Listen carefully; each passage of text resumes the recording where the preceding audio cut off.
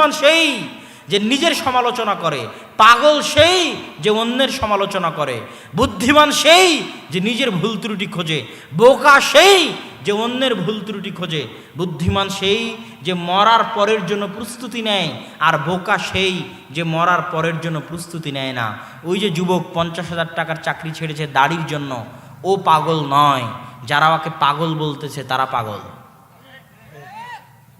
যে যুবক হারাম রুজির জন্য, নিজের হারাম রুজির জন্য নিজের ঈমান বিক্রি করে দিয়েছে, ওকে যারা বুদ্ধিমান বলতেছে, চালাক বলতেছে, ওরা বুদ্ধিমান চালাক নয়। বুদ্ধিমান চালাক ওরাই যারা দুনিয়া বিসর্জন দিয়েছে কিন্তু ঈমান বিসর্জন দেয়নি।